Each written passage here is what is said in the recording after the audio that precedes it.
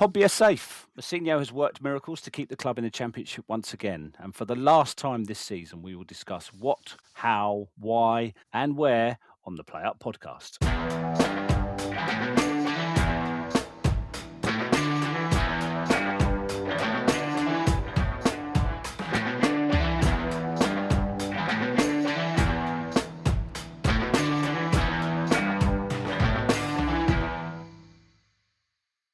Hello and welcome to the last pod of the 25-26 season with myself, Scott McLachlan. And as always, I'm joined for this last hurrah by Phil Sands and Reece Percival. Hi guys, how are we doing? Good evening. Good evening. Good evening. We're good. Freezing cold. Most enthusiastic we've sounded all season, isn't it? Yeah. Well, it's finally it's the last over. One. Yeah, it's finally over, and we've all got a glass. So raise your glasses and say cheers to Pompey, and here's to another season in the Championship. And let's hope it's a little bit more exciting than this one. It's been a stuttering season, occasionally lit up by individual brilliance, luck, and sheer force of will at times. Pompey ended the campaign on 55 points, which put them in 18th place. Coventry and Ipswich have been promoted, and Scum and Hull will contest the playoff final as it stands. But the EFL charges against the Scum of cheating may change that outcome. There's been some movement on that today, hasn't there? But as it stands, they are scheduled to play Hull on the 23rd of May. Coventry rightly went up as champions and will look to emulate Sunderland and Leeds and add to their impressive squad to stay in the Premier League at a first attempt. Which just about outperformed several teams vying for second place. Heading down to League One were Sheffield Wednesday, Oxford and Leicester City. Wednesday were crippled by 18 points being deducted. Oxford were just not good enough, and Leicester were inexcusably let down by a host of millionaire players who refused to fight for the club that made them the millionaires. Wrexham, Derby and Birmingham had strong seasons after spending big, but you have to say teams like Bristol City, Sheffield United and Norwich should really have done better with their squads over the season. So, Phil, I'll come to you first. What are your overall impressions of our season? What struck you the most about it? Obviously, it's a success because we stayed up again. But I think if I remember our starting pod, we were looking a little bit higher than 18th, weren't we, for this season? Yeah, we were all very optimistic, weren't we? We thought we're not going to make all the mistakes we made last season, are we? So we'll learn, we'll build, and we'll progress. And boy, have we! Not really. No, not really. I think probably the best word to sum the season up there, isn't it? It's all a bit there.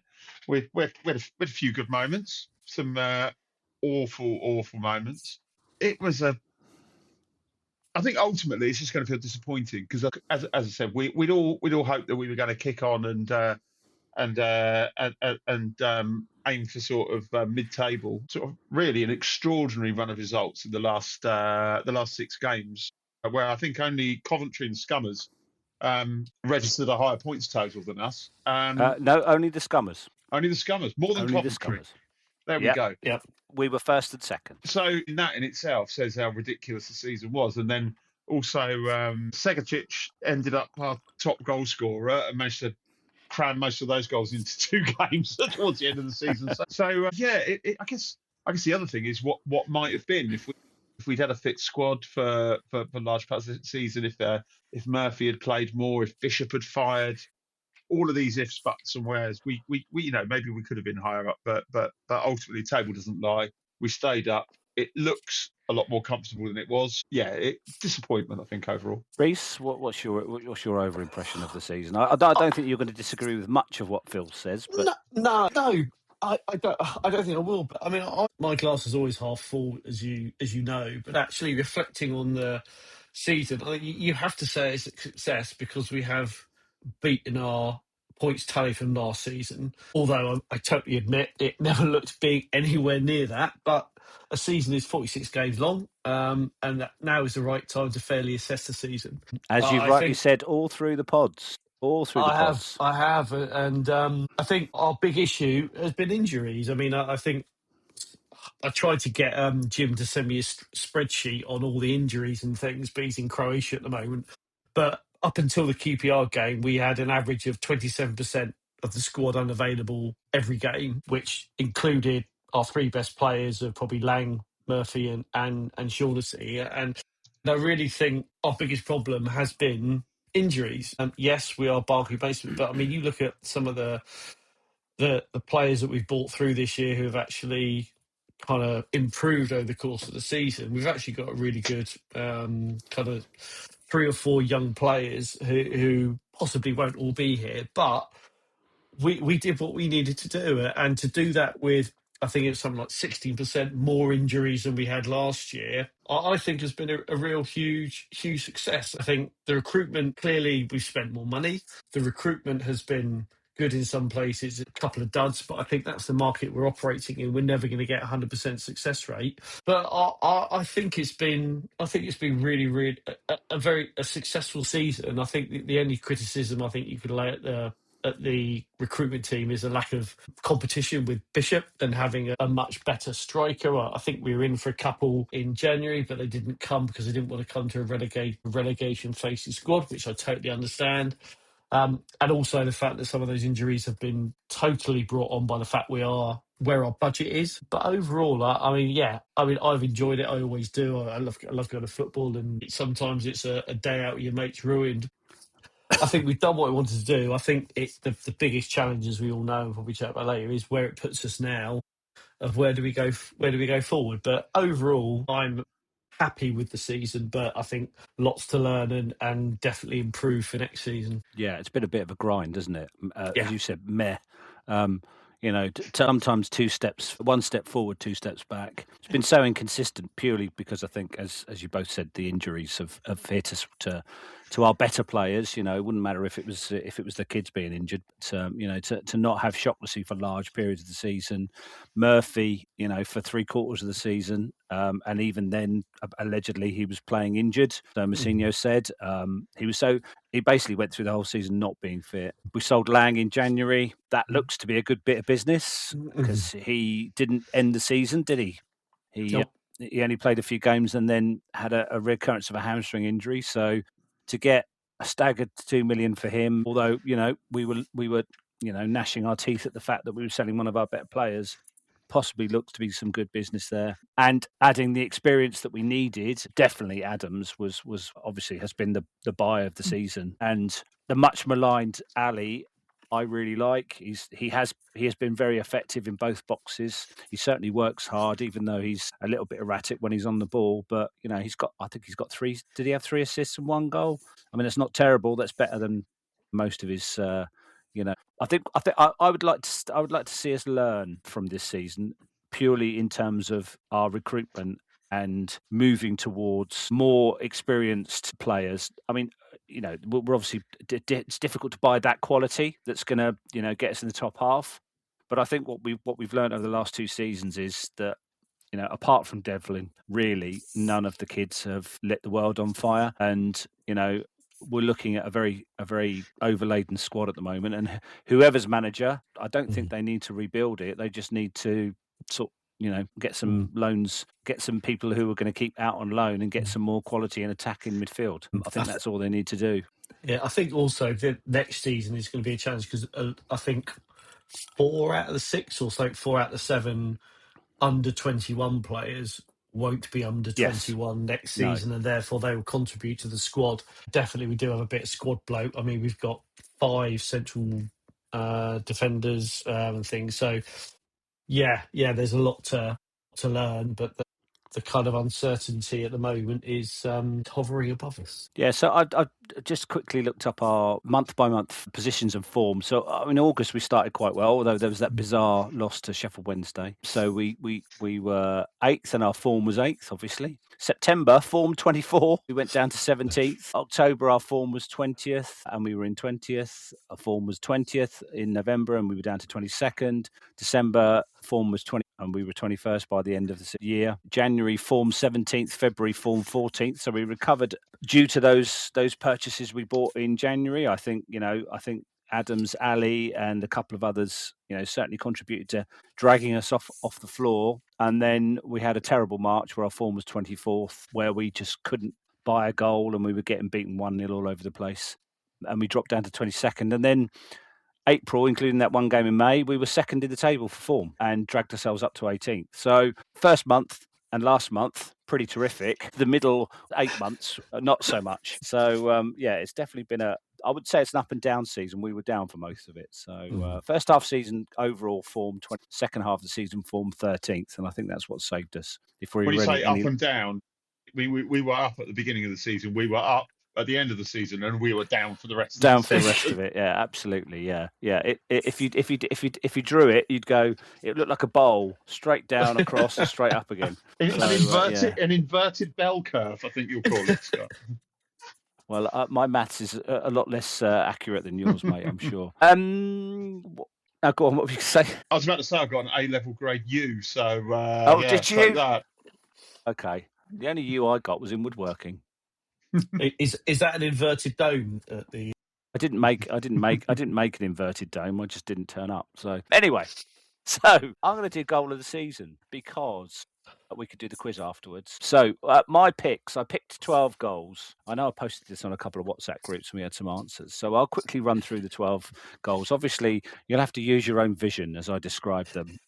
We're not allowed to play any audio or video from anywhere because that breaches copyright. So, number 1, Adrian Segicic, Pompey 1, Norwich 2. A left foot banger from 22 yards, one of many this season. Number 2, Colby Bishop, West Brom 1, Pompey 1. Great wing work and cross by Murphy, met with a flick header. Sadly, the only time we saw that all season. Number 3, John Swift, Leicester 1, Pompey 1. We were all in a bar in Brighton, weren't we, watching that one? Swift starts and finishes the box-to-box counter-attack with a chop turn and smart finish. And then number 4, Terry Devlin, Hull 3, Pompey 2. Great wing work and cross by Murphy again, and Devlin arrives at the back post to nod in. Number 5, Zach Swanson, Pompey 3, Millwall 1.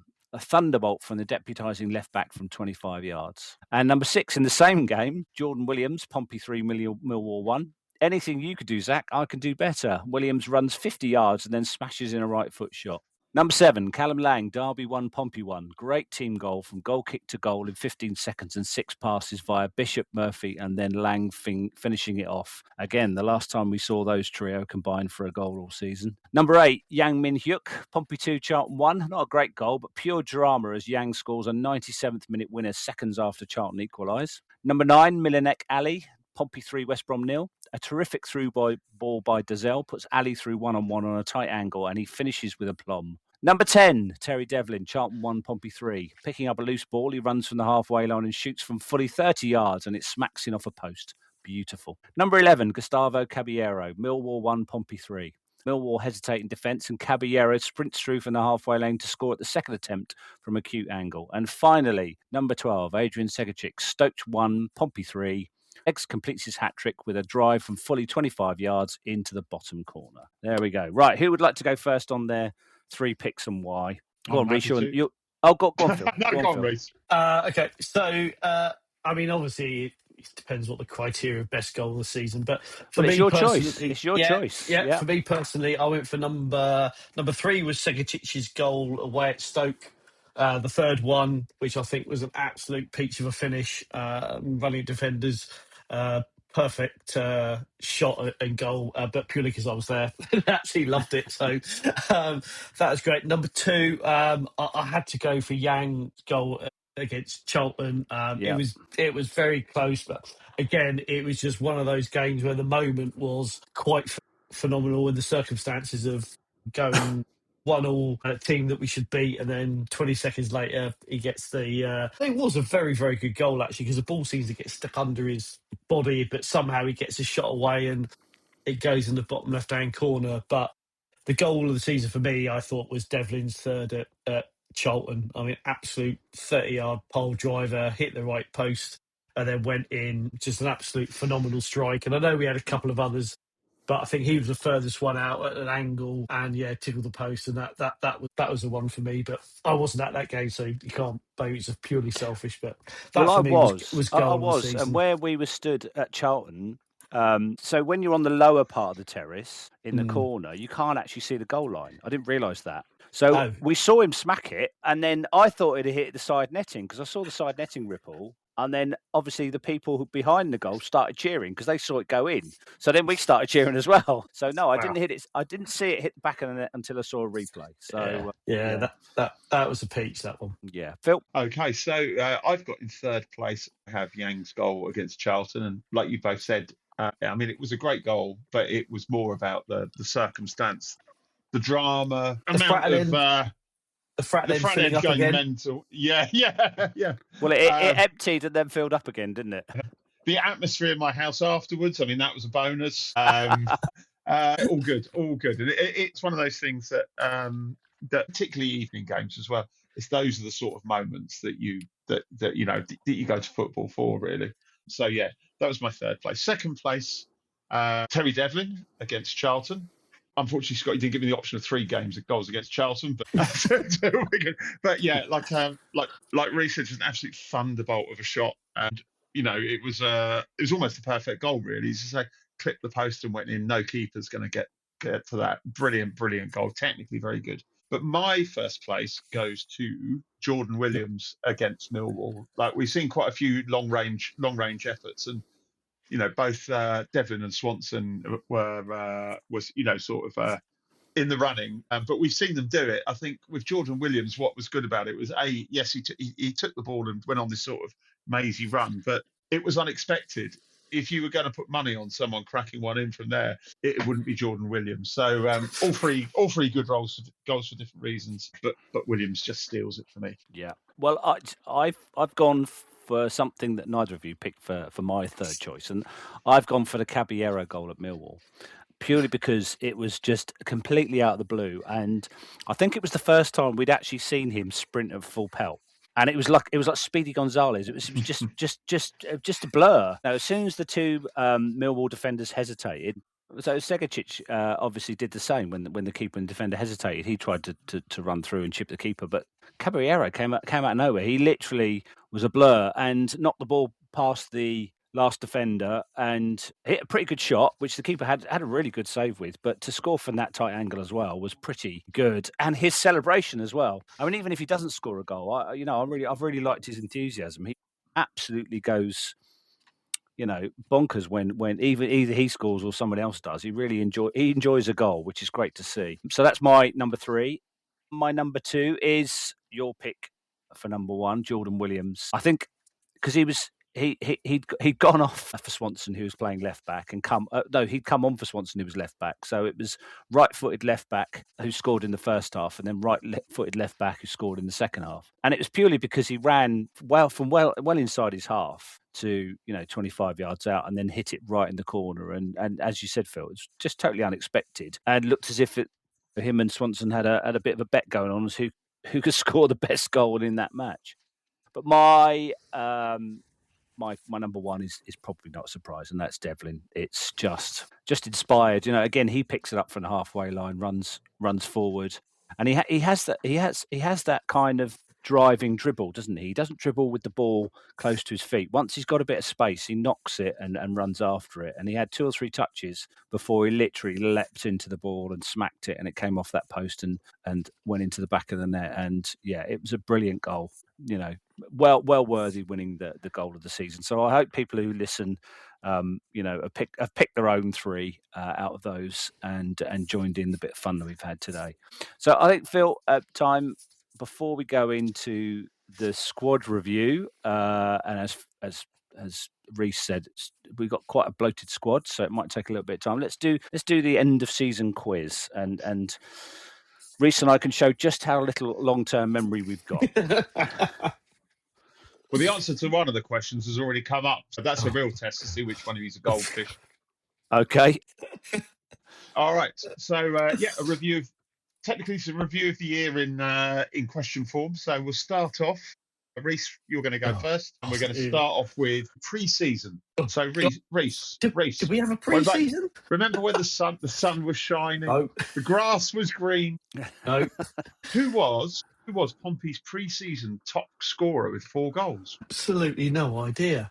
I know Bishop. No, it was Scott. Do you want to guess? Waddingham. It was Waddingham. Yes. You don't get any points for that. Just bragging rights over Reece. Well, I know he scored against the French side, so I know he got at least 1. Yeah, he did. 4 goals. And so, Scott, your question: who scored 2 pre-season goals but didn't play a single minute for Pompey this season? They must be own goals. So I can't remember. No, but am I right in saying they're own goals? No, they weren't. Oh, okay. You're wrong in saying that. Okay, Reece, fair enough. Hazard a guess. So who scored 2 own goals but never played a game? not own goals. No. Who scored two pre-season goals but didn't play a single minute for us this season? Oh, you see, I've misunderstood the question, but go on. Yeah. Do you want to have another go, Scott? Seeing as you didn't have your thinking head on. No, because I still don't know the answer. So Reece, go on. Okay, so the answer is Paddy Lane. 2 pre-season goals, and he was actually sold the day after the second of the 2. It'd be a bit weird if it'd been the day after the first one. Yeah. I don't think this is going to be a high-scoring round. Is it? Over to you, Reece. The next subject is kits. Okay. Yeah. What colour is our third kit? Is it Volt, Neon, or Glow? That's the official Nike colour. Surely it's yellow, so I would say neon. That's actually Volt. Really? Yeah. Marketing wankers. Yeah. So, Scott, over to you about kits. Portsmouth University is our main kit sponsor, but who are the other 2 sponsors that appear on our kit? And you're going to have half a point for each. Is it Beboo? Yeah, Beboo's one of them. And is it TJ Waste? Is it the waste company? Aura.com. Aura, yes, of course. Yeah. The mythical AI company. Yes, but you're often, it provides the quiz answers for every week. But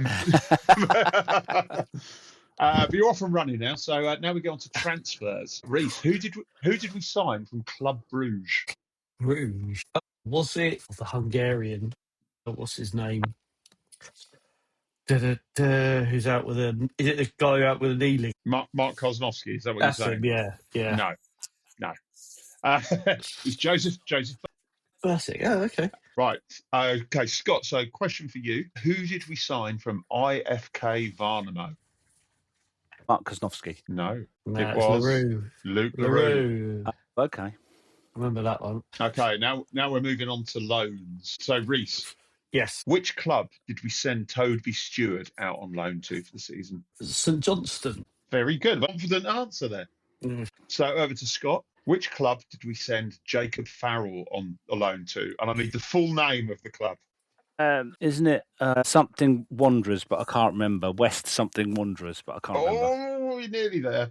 West Wallaby Wanderers. It was Western Sydney Warriors. Okay. Right. So moving on to appearances. Reece, who made the most appearances this season? And it was a tie, so I can have half a point. You can give me half a point for each. I would say Dazelle and Riker. No points. It was Regan Poole and Colby Bishop. Really? A question for Scott. Who appeared in the most matchday squads?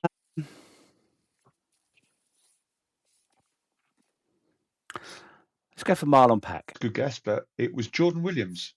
Ah, okay. Many of them on the bench. Yeah, so moving on to substitutes. Who made the most appearances from the bench? Half a point for each. That's for you, Reece. Righty. Who the hell would that be? I know. Pack and Swanson. Afraid not. It was Williams and Segacic. I was going to say, it's probably Jordan Williams, based on what you just said. Yeah, Jordan Williams and Adrian Segacic. Jordan Williams typically comes on at 65 minutes. That seems to happen almost every game. And then over to you, Scott. Yeah. Which player was replaced the most times? 18 times he trudged off the pitch. Go for Zach Swanson. That's Adrian Segacic. So he's had a very up and down season. Right, on to cards and disciplinary matters. Who received the most yellow cards this season, Reece, with 11? Gazelle. It was Marlon Pack. And Scott, who received the second most yellow cards with 9. No, I would have gone for Adams, but I think he had a few before he arrived. So I'm going to go for Ogilvy. No, it was tough tackling midfield hard man John Swift. Yeah. Who'd have thought it? Bloody hell. Reminds me of Prosinecki when he used to play. I'm not equating Swift to Prosinecki by any stretch of the imagination, but Prosinecki used to spend the first 10-15 minutes trying to make a tackle, failing badly. Then he'd probably catch someone really, really, really awkwardly and get a yellow card, and then pack it in for the rest of the game and say, "Right, I tried. Just give me the ball and I'll do magic." It'd also be answers the question: who smoked the most number of Marlboro Reds during the season? Yes. Yeah, definitely. Okay, moving on to opponents. Reece, against which team did Pompey confirm their championship status for next season? Bloody hell. We're doing very well here, aren't we? Yeah. I will say Ipswich. No, Scott knows it, don't you, Scott? Coventry. It was Coventry. Of course, yeah. Yeah. And so, Scott, we got the double over 3 teams this season, believe it or not. Yeah. I'm going to give you a point if you get all 3. If you get 2, I'll give you half a point. But unbelievably, it wasn't Sheffield Wednesday.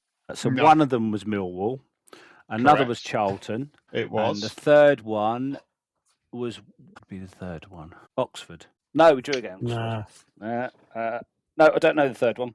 I'm happy with the third point. one was, yeah, half a point. You'll be lucky. Half a point. Sorry. The third one was Middlesbrough, believe it or not. Of course, yes. Okay, on to the next round, which is the League Cup. Oh, God. So, Reece, Reading beat us 2-1 in the League Cup. Which ex-Pompey striker is the Reading manager? Not a clue.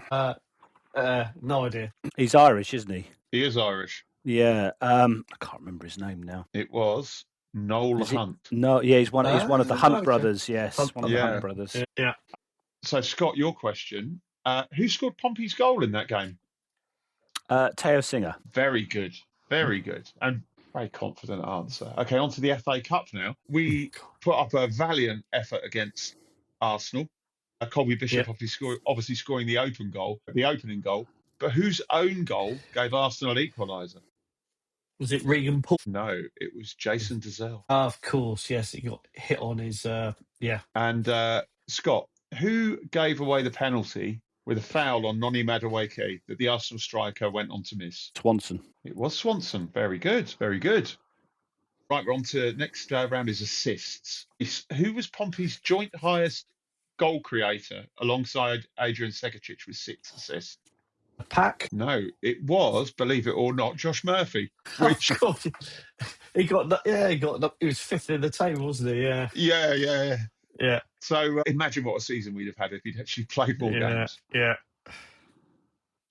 Scott, over to you for this one. Florian Bianchini, remember him? Vaguely. His only meaningful contribution this season came when he set up Adrian Segicic for a late consolation goal against which team at Fratton Park? Was that Watford? Right colour shirts. Norwich. It was Norwich. Yeah, it was Norwich. Okay, on to next round, which is Scummers. Who replaced Reece? Well, not who replaced Reece. Who replaced Nico Schmidt when he went off injured at St Mary's? Was it? For some reason, I think it was Killip. That's because it was Killip. Congratulations. There's a lot of stuff. There's a lot of press following that after that because of how much they look alike. Yeah, they do. Yes. So good point for you there, Reece. My only one.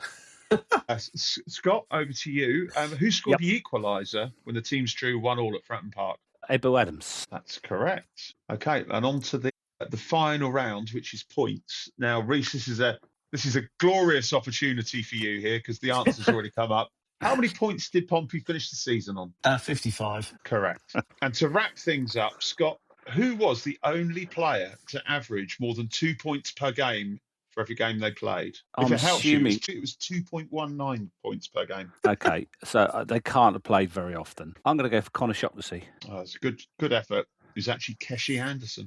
Yeah, I was right when he said he didn't play very often. Yeah, yeah. I didn't know it was as little as about 200 minutes. No. So at the end of the quiz, totting up the points, after a total of 26 points available, the final scores are Scott 4, Reece 3. So well done, Scott.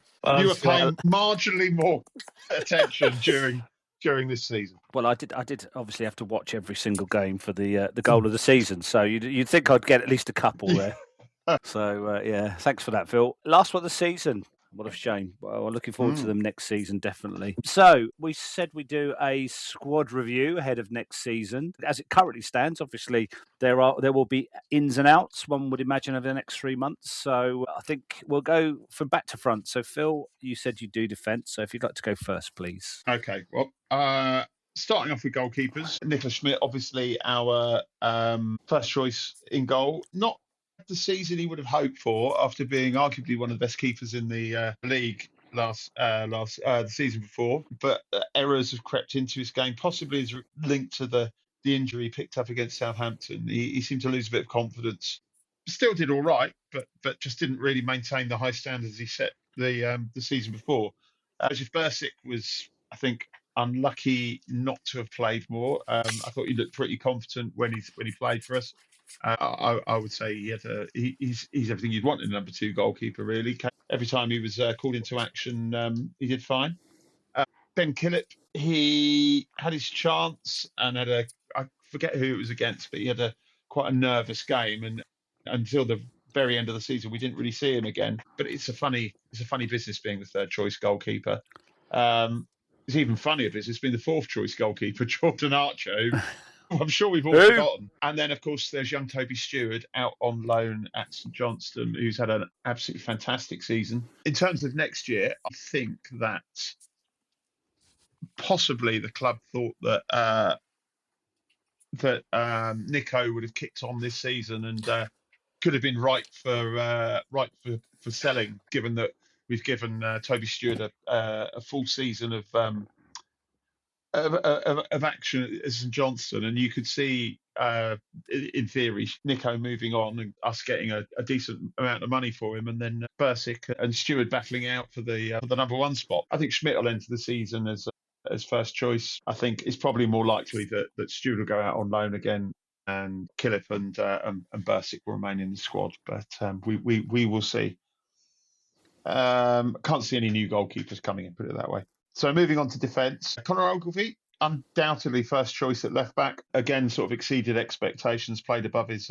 He's a dependable and versatile player. Obviously, can fill in at centre back as well. As we know, he's currently talking over a new deal with the club, which hopefully he'll agree to. However, I think he's sort of the level he can get to is probably bottom half of the Championship. So I think whether or not he starts the season at left back will be a good indication as to what our ambitions are. He's definitely a player you want to have in the squad, but if we want to progress, I don't think he's quite what we need in the left back role. The only other pure left back we got on the books is Jacob Farrell. It's quite difficult to say much about him, given that he can't stay fit. He finally seemed to have shaken off his injuries. We sent him out on loan back to Australia. He played 6 games in a row at centre back, and then picked up a season-ending injury.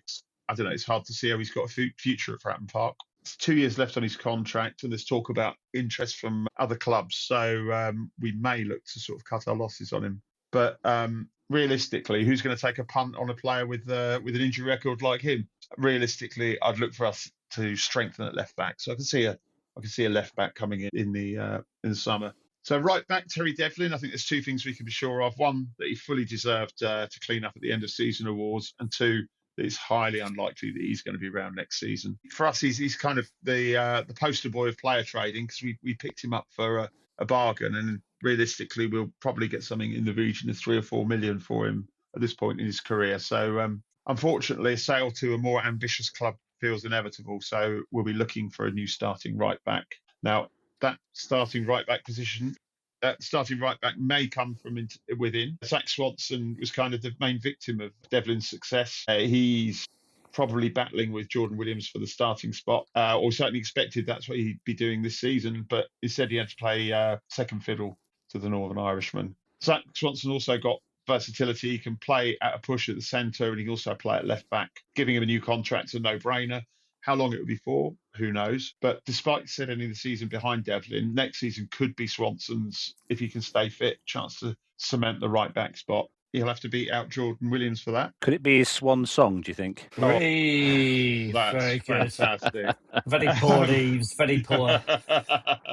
And then, we've got Jordan Williams, former Barnsley man, has been a bit of a bit part player this season, which again is down to the emergence of Terry Devlin. But Williams has never let Pompey down. He could spend the season battling out with Swanson over the right back spot. So again, right back, not a position I'm particularly worried about, even if Devlin moves on. Then you go to centre backs. Well, Regan Poole, if it wasn't for Terry Devlin, he'd probably been the man to get the Player of the Season awards. Rarely puts a foot wrong, celebrates a block like he scored a goal, and he really is the beating heart of the defence. Barring injury, he should be the first defensive name on the team sheets. Yeah, absolutely no complaints about Regan Poole starting in the Championship. So alongside him, the yin to Paul's yang, probably Conor Shaughnessy.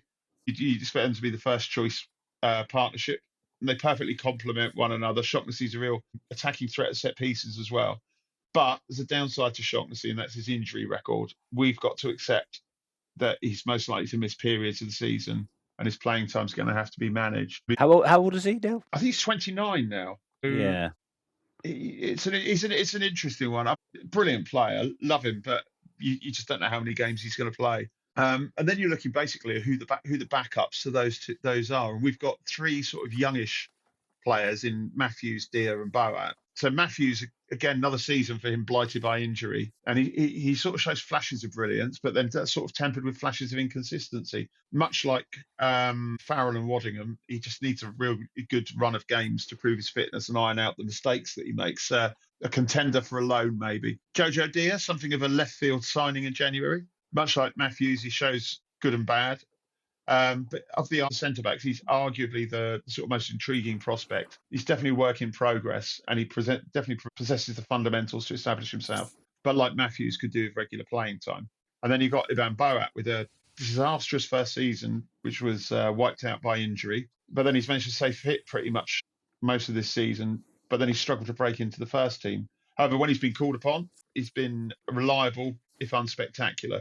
And he's contributed a couple of goals. Long term, he's probably not likely to be more than a backup to Shaughnessy. It could be down to Boat to decide whether he's happy with the role of playing a sort of a squad player or if he needs to move on for regular football. Looking at the three of them, if I was the manager, I'd probably be looking to send out Matthews on loan because he's the one that sort of needs playing time more due to the on-off season that he had with his injuries.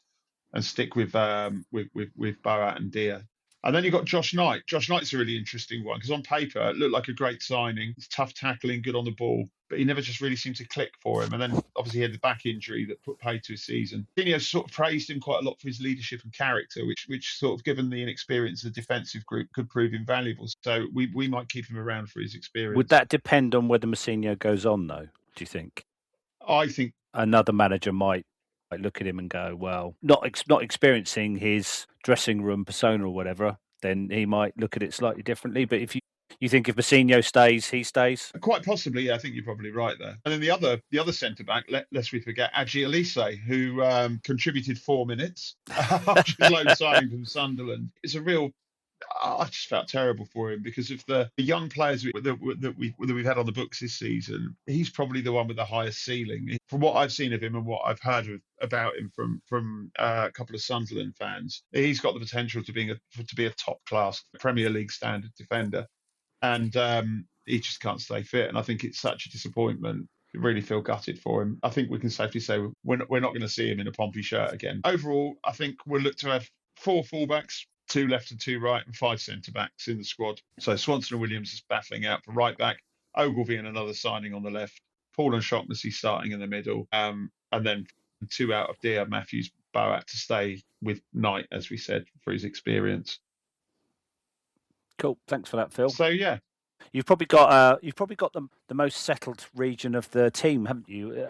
Certainly we've got 3 very good goalkeepers, and we've got some players that have been around here for quite some time and have showed some good form. So I think defence we're actually in pretty good shape, aren't we? Yeah, bringing a left back, and if for one reason or another, if Swanson doesn't sign a new deal or we decide to move someone on, possibly a right back, but I don't see much transfer activity there. I'll let Reece talk about all of the incomings that we're going to have. Well, to be fair, midfield is extremely light, so I'm going to be a lot shorter than you, mate, because I've only got 6 players to talk about, and one of those has already left. So I'll start off with Andre Dizelle.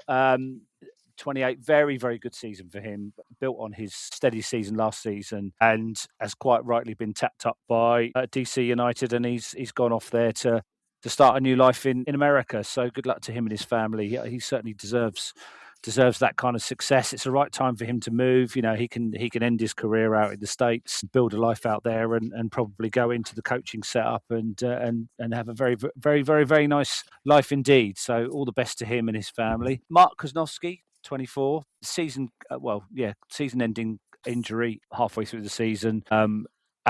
ACL injury, so that's a minimum of 9 months. So it's difficult to see how we'll see him for pre-season. So we probably won't see him till probably October, November if he's going to come back. It's difficult to really sum up his season. He he looks very lightweight. I don't remember him really muscling anyone off the ball. He's obviously very good technically on the ball, but he was played out of position quite a bit since his arrival. He's sometimes been played as a right winger, which is clearly not his position. So good luck to him in his recovery, and let's see what kind of player comes back, because I think we've got him on a 2.5-year contract. So he's around for at least next season, if not longer. And then Luke LaRue, 26. Again, someone who hasn't really pulled up any trees. He's very tidy and efficient, but not dynamic. He's certainly not in the mould of Ebu Adams, who is a kind of wrecking ball in midfield. Luke LaRue's style is very, very much more minimalistic and just goes about his business, like Dazelle, but probably with a little bit less effectiveness. So if he is going to get minutes next season, I really want him to try and make an impact on games and create a bit of a whirlwind in midfield and really add that steel to his game, because he can certainly pass a ball and dispossess people. It's just that extra 10% he really needs to make himself a proper championship player. Ebu Adams, 30, excellent impact when he was brought in January straight away. I didn't know that much about him, to be honest. Obviously, he was highly regarded at Derby, but I don't remember hearing his name too much before we signed him. So it's a bit of an unknown for me. But as soon as we saw that first few minutes of him charging around and putting in thunderous tackles and getting people off the ball, we certainly knew what we were missing in midfield. And he certainly helped us start that turnaround in January and February, where we recovered our form and picked up quite a few points after a disastrous November and December. And then, of course, Captain Fantastic Marlon Pack. He's 35 now. He's got just secured another 1-year deal. And I think you said this before, Phil. He's played much, much more than he or anyone else is expected to play this season, but never let anyone down. We get what we get from him. His passing range is probably the best in the team, but his mobility is obviously at question. He certainly needs to manage himself when he comes on in midfield or starts a game in midfield, and certainly can't overstretch himself by pressing too much, because we've all seen him try and struggle to get back once there's a counter attack is launched, and that usually ends up in a yellow card for him as he hack someone or haul someone down because he can't catch them up. So good, solid person to have in reserve, and possibly, if we are to progress, we need him to play a lot less next season. And then finally, John Swift, he's 30 as well. Not the impact he or we expected. Again, not someone I knew too much about from when we come from West Brom, but certainly when he's played at the number 10, he put in some good performances. Probably only 4 or 5 performances this season at number 10 that you could say that he earned his money, but certainly when he's paired in the midfield too, you really don't want to see him there. I mean, he's got to be further up the pitch on the ball to create things. He's had 4 or 5 games where he's given the ball away in really, really difficult situations and cost us a goal. So I'm not sure whether he'll stay. I would try and move him on, but at the moment we've only got 1, 2, 3 fit midfielders. So it's certainly an area where I would expect us to see 4 players come in, at least 4 players I think we need, because you would expect Pack to only play 10 or 15 games. Adams is not going to play 46 games, and LaRue needs to be coached through a game with someone. So let's see what happens. But I really think we need 4 players in midfield, especially if Devlin goes, because I think he was down as one of our sort of partial midfielders as well. Definitely the lightest area we've got in the team, and one that we really have to do some major purchasing on. So Reece, you're doing attack to finish us off with this section. So I'll start with the players who kind of got Biagini, £2 million. For what, I don't know, but he's gone back to Swansea, probably never to be seen again, but obviously not fancied. Not really a good season for him. Chaplin gone back to Ipswich, although I think he might be out of contract. I could be wrong, but we all hoped he would be one of the quality Championship players who would shine and raise the kind of quality. We hoped he'd be the Messiah, but he ended up being a naughty boy, didn't he? Yeah, well, probably not even that. I mean, very disappointing. Although he got a couple of certainly a valuable goal against Borough away, although I'm not sure there's much skill involved. But yeah, really disappointing. And I'm sure he did that interview towards the end of the season. He was very brutally honest with himself, which is really refreshing. But I just think, looking back on it, I think it feels like he was brought in because he was available, not because he was part of the strategy. And I think him, Segicic and Swift, we look very unbalanced with him. But would I like to see him back next season? Yeah, if he can produce his form, but we'll see. So it depends what happens with Swift. And so Ali, I thought he did really well when he first came in. I mean, he stayed fit. He had some really good touches of influence in the game. Maybe a backup for Murphy if he can stay fit. Maybe 1 million, 500,000, but not massively impressed. I mean, got into very good positions, but seemed to lose the ball. That's the way it goes. Caballero, it was 4.25 million, then it was 2.5 million to sign him. I thought he did okay. I didn't really see much to justify. Well, I didn't see anything to justify 4.25 million. I didn't really see much to justify 2.5 million. Maybe 1.5 million, maybe based on what we saw. Maybe there's a better player in there. I don't know, but apart from Millwall away and the Charlton away game, I can't really remember him doing very much. So yeah, but we'll see how he goes there. And then Jacob Brown, bang average, body in the box, not really worth much. So I think won't see him next season. So moving on to the players who we still got here, Segacic. Well, great season, fantastic season. Would have been player of the season if it wasn't for Devlin. I mean, really came to the fore. I think if he stays, homework, learn how to use your weight and body like Messi and your right foot, and he could be a fantastic player. Really, really good signing for 200 grand or whatever it was we paid for him. Really, really good business by the recruitment team. But yeah, hopefully one that will stay will get better next season. So he could be one hell of a player. Franco Ume, the sights I saw of him, I thought there's a really good player in there. But again, another one, really, really bad injury. Possibly we were playing him too much in that game, first game back, because we didn't have anybody else, i.e. other big injuries. So, but yeah, I'd like to see him stay as a development player. So he's back up on the wing, but certainly looked like he had a bit of talent. So that was really good, but injured. Josh Murphy, don't really say much. How he got the second highest assist in the season, and he played about 10 games, I don't know. But yeah, first choice on left foot showed that if he can stay fit. But again, another one where his season was totally blighted by injury. Harvey Blair, again, I think there's a player in there. He's just got to stay fit. And I think Mousinho's mentioned that in the press. I think he's had some really good cameos, but again, he hasn't really stayed fit. So we should just keep our fingers crossed on him. I'd like him to stay, but he needs to play. Maybe one to go out on loan. I don't know. Maybe next season. From what I saw of Mousinho's comments, there was an interesting. Not that I'd seen this before, but he mentioned about his personal life. Now I don't know what he was referring to there, but it was very subtle. It was just dropped in there. So obviously there's his injury, and he needs to work on his professional and social life. Yeah. So perhaps he's been caught out being a young man when he shouldn't really have been out being a young man. So yeah, it's interesting. Perhaps he just needs to grow up a little bit. I don't know. Did he go snowboarding over Christmas? Who knows? But anyway, I think there's a player in with there his ankles. I hope not. Yeah, well, you never know.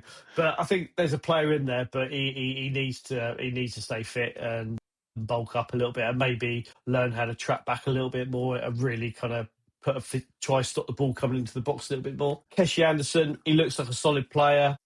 But again, lots of championship experience, but again, injured all the time. So, I mean, he'll be one of the kind of starters I would have thought on the wing, assuming he's fit. And then moving on to the forwards, I mean, Bishop, I really do believe Bishop's season was massively affected by the loss of Lang and Service and Murphy. But we do need somebody who is at least better or the same quality to at least push him on. But I think he had a really good season considering he had open heart surgery, no service. He never gave up, head never dropped. He didn't score the goals, but he did put a shift in every game. And he certainly bossed a few defenders that were certainly tens of millions and made them look really amateur. So a good season for him. So hopefully he can push on with some better kind of attacking wide players next season. Waddingham injured again. Again, looks different. Looks like a different type of striker. But hard to say it's kind of a wasted season because he was injured so much. So we'll see how we go from there. Mackenzie Kirk seemed to stay fit, but just never really fancied. Possibly, again, a development player. I don't know. But, I mean, he hasn't really kicked on. And Singer's obviously a very, very young player. So we saw him a little bit, went out on loan, signed his first professional contract So, it's probably out of all the areas, if you look across the team, where we 100% need to strengthen, it is some quality up front. But we'll see how we go with what happens with the manager and everything else. So. Yeah. Again, we've got some bodies, but not necessarily quality there, have we? Really, like it's very patchy. Obviously, if we can keep Segacic in the number 10 role, that's positive for next season. Like you say, if we can get good service to Bishop, and if he starts missing chances rather than just not having chances, then we can damn him that way. If he's not being given any chances to miss, then it's a bit difficult to really pile on the pressure on him. But we do need an alternative. And Kirk is not the alternative for me. I don't see what Kirk brings. He's supposed to be a player that can play in behind, break the offside trap and play in behind, but we don't play that way. So if he doesn't fit our style, there's no point keeping him, really. So it'll be interesting to see how many players we can bring in. Like I said, we certainly need 4 in midfield, and we probably need 3 or 4 up front as well. So that's quite a few bodies we need to bring in. Thanks for that, guys. Last thing we should talk about is obviously the situation of the manager. So where are we at the moment? We've not really heard anything in the last 2 or 3 days, have we? And I thought I'd seen something that you said, Phil, or maybe you did, Reece, on one of the WhatsApp chats, that Cullen had denied anyone had approached the club for Mousinho. Yeah, that's right. It was a official. The wording is always very key here, isn't it? They had received no official bids or official contact from Bristol for Mousinho. Is the words, which doesn't mean a phone call or could have not have happened or anything else. I think we spoke about it. The longer it goes on, I think the more concerned you've got to be.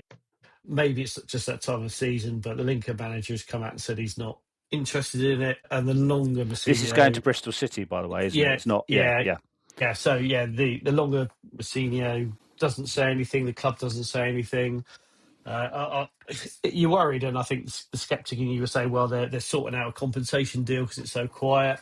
But Pack signed a deal. We're still working on deals for Ogilvy and Swanson. Are they holding out because they want to know what the manager's doing?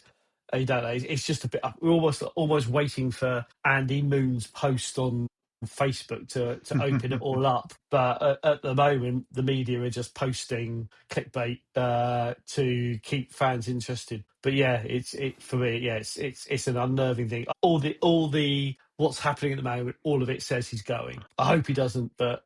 Well, it's similar to Starmer, isn't it? It's saying there's no leadership challenge, but we all know he's not going to be there in 4 months' time. So, Phil, do you think that's the same as with Mousinho? Do you think if Bristol City make an approach, he'll go? Yeah, I do. Well, it depends. I've got kind of wavered from one way to another on this over the last few days, because my initial thought was, well, if the talks that he had were productive and with the owners were productive, then I'd imagine he'd have come out and done what the Lincoln manager had done and said, no thanks, I'm staying here. But he hasn't, which makes me think that he's possibly on his way. I think the saddest thing to come out of this is it's clear that Bristol City are currently a bigger and more ambitious club than we are, and I think that says more about us than anything. So that's a real disappointment for me. Yeah, I think it's also worth noting, actually, just having a look at where Bristol City are with respect to their finances, and they are one of these clubs that have spent a lot, and they've lost a lot of money over the last few years. 24-25, they lost 18.6 million. 23-24, they lost 3.3, but I think that was offset by one of their players being sold for like 20 million. The season before that, 22-23, they lost 22 million. 2021, didn't they get some money from Semenyo as well when Semenyo went to City? Yeah, I think they did, because they sold him to Bournemouth and then he went to. And then 2021 they lost 38 million. So they're another one of these clubs that has got a like Stoke, a benefactor who's been spending the cash with very little actual output or progress for it. And so at some point, I mean, you're talking losses in the hundreds of millions. So I don't know how that will kind of pan out or whether that's of any influence, because they've got fantastic facilities, they've got fantastic club, they've got a better stadium, but they have undoubtedly overtaken us with respect to infrastructure, but their spending has just been totally different. And they've been doing, their current owners have been there for at least 10, 15 years maybe, but they have been just spunking the cash, whereas our owners just don't do that. So that's just another angle to think of when it comes to kind of Mousinho going. But I agree with Phil, it does feel like a good natural step for him with the size of the club and everything else. It's not like somebody who's coming down and expected to go there and just bounce back up again. It does feel like a good fit for him. So, but we'll see. Interestingly, I've just looked at the odds. So Mousinho was a clear favourite with the bookies earlier in the day. He's now joint favourite with Michael Scrivala, who's the Lincoln manager, but they've both drifted out. The one to watch, the form one coming up on the rails, is Paddy McCarthy, who's the currently assistant manager at Crystal Palace. And his odds are shortening. He's now 2, whereas Scrivala and Mousinho are 11-8. So Paddy McCarthy's the one to watch. He was 4-6 earlier this week, wasn't he, Mousinho? Yeah, he was. Yeah. I thought Scrivala had kind of ruled himself out about a few days ago, or was that? I bet Victor seemed to be ruling him back in again. Good old Victor. But looking at the odds, the biggest movement is Mousinho moving out and Paddy McCarthy moving in. Okay. People like Stephen Gerrard, who's been talked about, is 16-1. Yeah. I did see some crazy ones. Perhaps he's looked at what Lampard did with Coventry and gone, I could do that. They always had that rivalry, didn't they, Lampard and Gerrard? They were always, especially in the England midfield, never passed to each other and always tried to outdo each other. So perhaps he's gone well. You can't have them in the same division at the same time, can you? No, that's very true. Yeah. I'm glad we got be there with that analogy. Yeah. Well, they won't be, will they? Because Coventry have gone up. Yeah, true, very true. But it's upsetting, but it's not. It's difficult. The problem is with the success that he's had, and he was a complete unknown. Obviously, he had rep in the game because he was the PFA head. I don't know how many years he was the head of the PFA, but probably at least a couple. So he's, as a player, him, don't you? Because he's your representative. He's obviously got a very good rep in the game and can obviously relate to players very, very well, which has helped him coming in as a fourth choice central defender at Oxford and taking Pompey within 18 months to the Championship with a record points haul. So it's not beyond the realms of fantasy that we could lose him. But I think what we haven't mentioned is that is the Eisners don't seem to have responded. And we all saw those interviews right at the end of the season where prior to Mousinho meeting Eric and Michael and laying out that he wants this club to progress, he doesn't want to scrap for relegation next season. And then he had the meeting and then he came out and said, it was never about me. It's all about, progressing the club, and it was never an ultimatum and all the rest of it. That was probably Neil Allen's questioning, trying to get a rise out of him. But it then went completely quiet, and then we started hearing the rumours about a Bristol City approach. But do we think he got enough from the Eisners to make him stay, or do we think that they haven't stepped up and he's now saying, right, well, I can't work with this next season? The thing is, we don't know, but you've got to say it's the latter, because if it was absolutely what he wanted to hear and everything else, and he would have come out and stayed. But the Eisners have always done their business behind closed doors. They kept quiet. They don't make comment until there's actually something to say. So this is why the longer it goes on, though, fans like us will put 2 and 2 together and come up with 5 or 7 or 4. You just don't know. But at the moment, I mean, you just don't know what's going on. They could be getting the finances together and everything else, but it does that same silence. The longer it goes on, it does feel like you've got to think, and maybe that's just us football fans being negative about it. You've got to think he's more likely to go than stay. But yeah, it's I don't have any insight. I mean, who knows? I assume he's not on holiday and starting it up for 2 weeks before thinking about it or anything like that. So I think there's a few other bits and pieces to go. I mean, there was the end of season press conferences they cancelled as well. So I mean, the thing is, he's loved here. He's adored here. He's clearly loved by the fans, and he'll be going into a different environment. But maybe he's got confidence in himself that he can do better. If you look at it based on budget, generally, roughly, he'll get your team 6 or 7 places up higher the table based on their budget in the Championship or whatever division they're in. That's a rare commodity. So that should, if he went to Bristol City, that should put them in third or fourth, shouldn't it? Really? Yeah. So which is where they want to be. Phil, if he does go, do we have any idea of what kind of person we want to come in?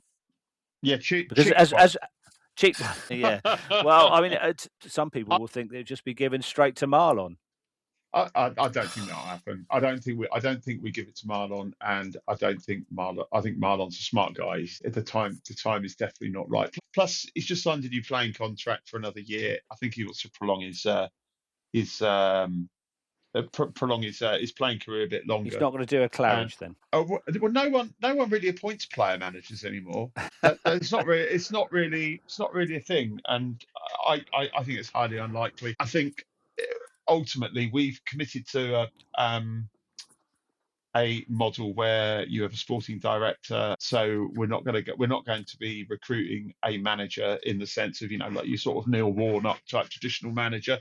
I think if we are going to replace him, it will be another young-ish manager, possibly with a bit more experience. There's a few people I quite like the look of, but I don't know. I think it's very difficult to say. I think all we can say is it's going to be someone that can work within an existing structure, and it's going to be someone who doesn't have expectations of large budgets to play with. Well, as long as it's not Russell Martin or Will Still, we will be very happy. Well, the worrying thing about Russell Martin is he was appointed by Andy Cullen at MK Dons, and they've worked together. So how did he get on? It did come down to he did very well. Did he? So there was one job that he was successful at. He will certainly tell you that. He will certainly tell. Well, he was successful with our friends up the road. He got them into the Premier League. Not many young managers can say they're taking a team out of the Championship and into the Premier League. So on paper, there's a good guy. He plays attractive football, expansive front foot football. On paper, that's good, but we have to temper that with the fact that A is a scummer and B is a narcissist. So yes, no one wants that. He does have confidence with a capital C, doesn't he? Yeah, he's also something else with a capital C. So so thank you guys. End of season, done and dusted. Don't have to say too much. What's your expectations for next? Let's say Mousinho stays. What's your expectations for next season, Phil? You go first. 17th. I'm not okay. I'm not saying mid-table and playoffs ever again. No, I think we'll do a little bit better, but I'm not expecting to make huge strides. I think there's going to be, in terms of what we're up against, there's going to be bigger teams coming up from League One. Wrexham and Birmingham City will still be big players in this division. There'll be some big names coming down out of the Premier League. I think it will be an extremely tough season next season. Reece? I think we've got to sort out the injuries. If we sort the injuries out, I think we are a solid mid-table team. I think maybe we need 4 or 5 really good quality, solid players in the Keshi Anderson, Adams mould. I think if we can do that and also sort the injuries out, get Murphy flying and Bishop scoring again, and bring in some other quality, definitely mid-table. But hey, 8th is. What were we were like 15 points off the playoffs this year. So with eight 68, you need to get 8th. 68 points. Yeah, so that's 13 off what we've got this year.